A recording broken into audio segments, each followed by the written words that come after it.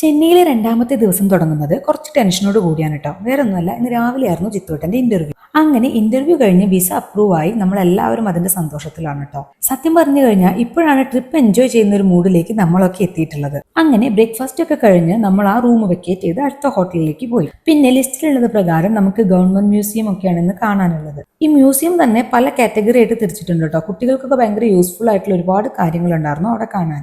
ഇതൊരു പഴയ പാലസ് ആണെന്നാണ് കേട്ടോ തോന്നുന്നത്. ഒരുപാട് മരങ്ങളൊക്കെ ഉള്ളതുകൊണ്ട് തന്നെ അത്ര ചൂടൊന്നും ഉണ്ടായിരുന്നില്ല.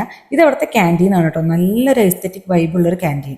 പുറത്ത് കുറേ സ്റ്റാളുകളും ട്രംബോലിനൊക്കെ ഉണ്ടായിരുന്നു. റിച്ചും തനുവിനെ ട്രംബോലിൻ കണ്ടപ്പോഴത്തേക്കും അങ്ങോട്ട് ഓടി.